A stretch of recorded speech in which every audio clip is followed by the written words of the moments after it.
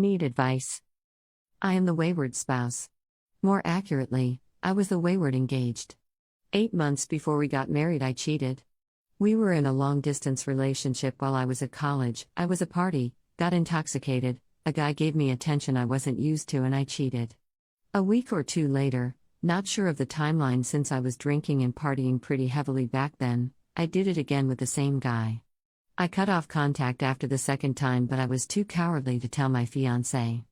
Then an old acquaintance reached out to me over socials. It was just friendly chit-chat at first. I'm not even sure when it became flirtatious, but it did. Nothing physical ever happened there, but I definitely crossed the line. My fiancé discovered the messages and was devastated. He asked me if anything else had happened, and I lied. We worked on things, and because he loved me, he decided to go through with the marriage.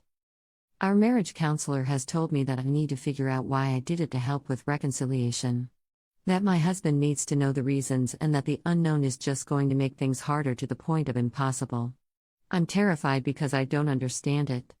I know that my betrayed spouse can't imagine that the person who did this to them actually loved them, but I have only ever loved and adored him. I have been in therapy for our entire relationship due to pretty significant childhood neglect, but I still can't figure out for myself why I did it. The best I can figure is this. I was at my lowest point at the time, getting blackout intoxicated every night, in a dark mental place and just trying to survive. I had incredibly low self-esteem and believed that if I really loved him, my fiancé, I would let him go. Let him find a nice, normal, happy girl to love from a good family. I tried to break off our engagement multiple times because I knew he deserved better, but he would never accept it.